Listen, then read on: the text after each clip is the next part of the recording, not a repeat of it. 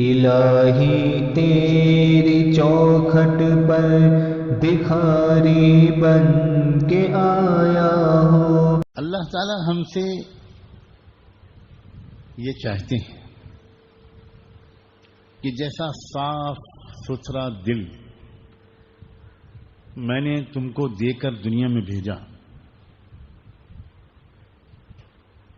کسی انسان کے دل پر پیدائش کے وقت میں ایک بھی دھبا نہیں ہوتا۔ اللہ تعالیٰ یہ چاہتے ہیں کہ میرے بندوں اور میری بندیوں، میں یہ چاہتا ہوں تم سے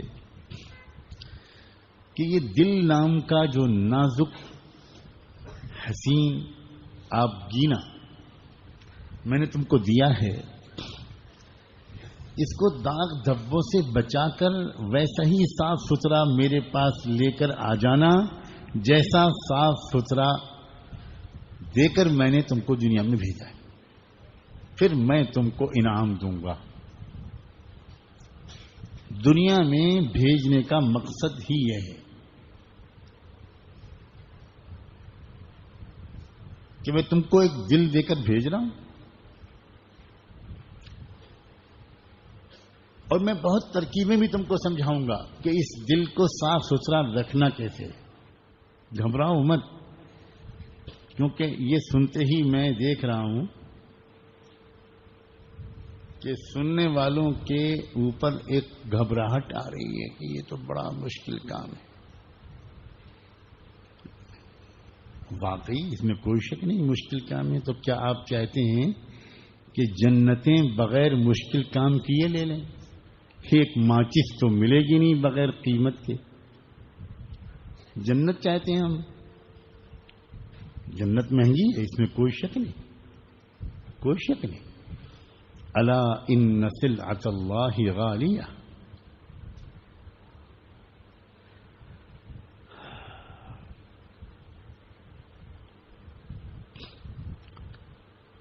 انسان جب اپنی عقل سے سوچتا ہے کہ دل کو صاف ستھرا رکھنا ہے، تو پھر اس کے سوا کوئی راستہ نہیں ہے کہ میں ترک دنیا کر دوں۔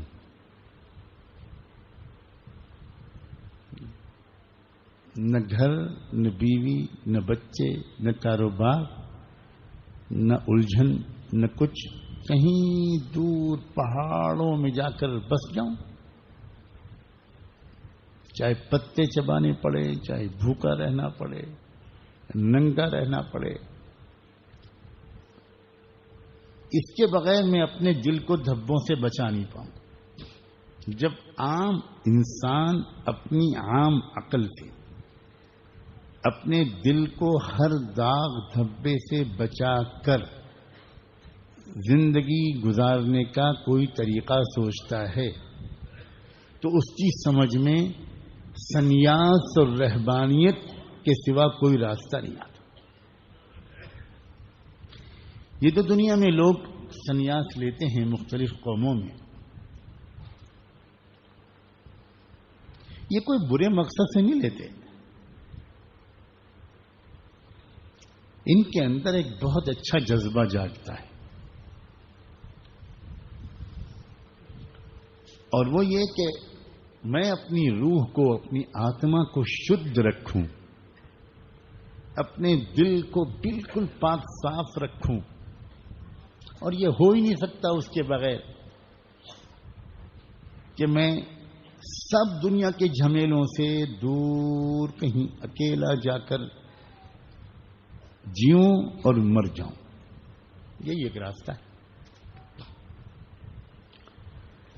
اسی کو عربی میں رہبانیت کہتے ہیں، اور اسی کو ہمارے ملک کی زبان میں سنیاس کہتے ہیں۔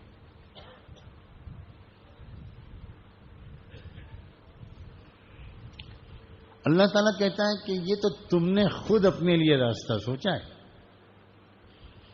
وَرَهْبَانِيَّةً ابْتَدَعُوهَا مَا كَتَبْنَاهَا عَلَيْهِمْ، ہم نے تمہارے دل کے چمکنے کے لیے یہ راستہ تجویز نہیں کیا تھا، تم نے خود سوچا ہے۔ اور یہ واقعی انسان جب اپنی عقل سے سوچتا ہے تو یہی اس کی سمجھ میں آتا ہے. یہ بالکل صحیح بات ہے.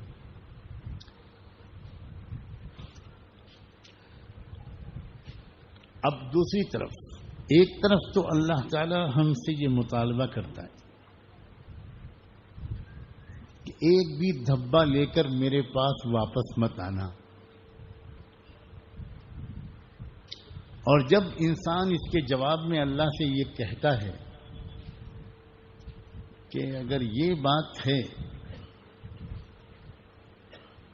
کہ بے داغ دل لے کر آپ کے پاس واپس آنا ہے تو پھر آپ مجھے اجازت دیجیے، یہ گھر بار، کاروبار، بیوی بچوں، رشتہ داروں، خاندان، محلہ، پڑوس، ان جھمیلوں کے ساتھ میں اپنے دل کو دھبوں سے نہیں بچا سکتا. تو جواب میں اللہ تعالیٰ کی طرف سے پیغام آتا ہے کہ نہیں، خبردار، لا رہبانیت فی الاسلام. اسلام میں ترک دنیا حرام ہے، دنیا کو نہیں چھوڑ سکتے تم. کیا دلچسپ تاریخ ہے. بعض صحابہ کرام کے دل میں بھی یہ خیال آیا،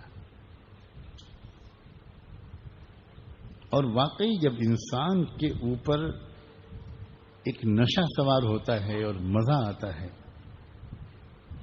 اور فکر ہوتی ہے، اہمیت کا احساس ہوتا ہے، تو اس کا دل چاہتا ہے کہ بھئی اب یہ سب چھوڑو. تو صحابہ جنگل میں تو نہیں جاتے تھے اس لیے کہ اللہ کے محبوب کو چھوڑ کر وہ جا بھی نہیں سکتے. ان کے چہرے کے دیدار سے تو ان کے دل کے چراغ روشن ہوتے تھے. لیکن انہوں نے چپکے چپکے یہ فیصلہ کیا کہ میں مستقل روزے رکھوں گا، مستقل، اور پوری رات محبت کا اظہار اپنے اللہ کے سامنے کروں گا. اس طرح میں رہتے ہوئے مدینے میں ترک دنیا کروں گا.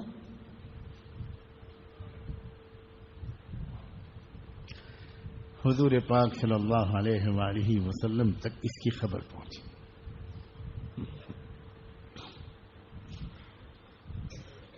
تو آپ نے ان کو سمجھایا کہ دیکھو، تمہارا مقصد بہت پیارا ہے،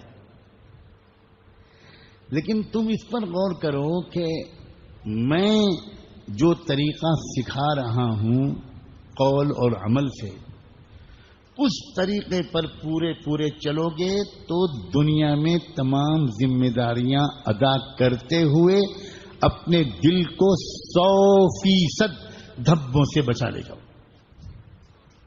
واہ رے محمد الرسول اللہ، کیا احسان ہے، کیا معجزہ ہے آپ کا.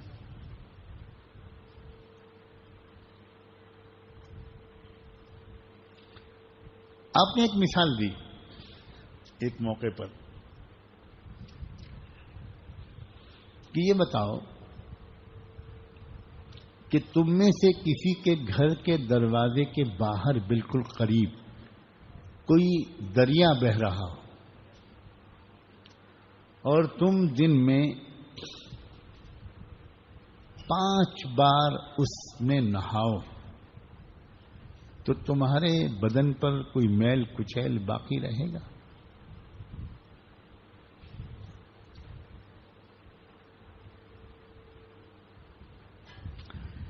لوگوں نے کہا کہ کیا سوال پیدا ہوتا ہے کہ کوئی میل کچیل، کوئی دھبا بچے اس کے بدن پر؟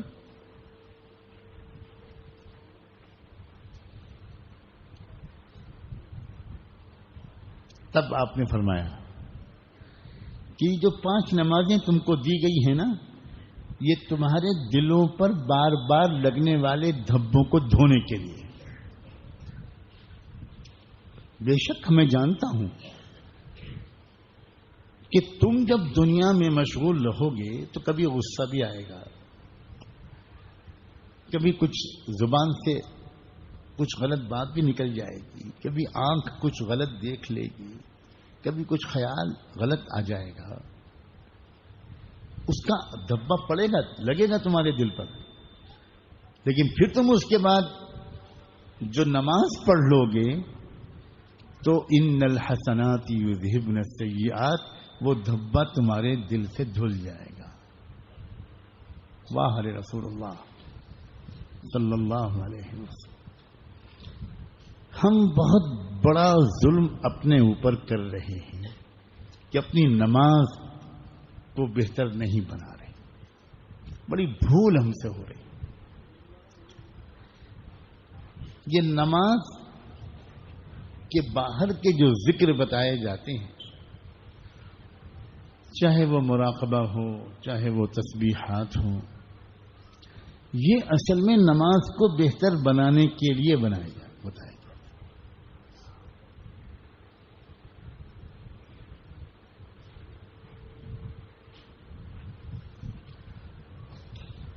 قد افلح من تزکا وذکر اسم ربہ فصلی.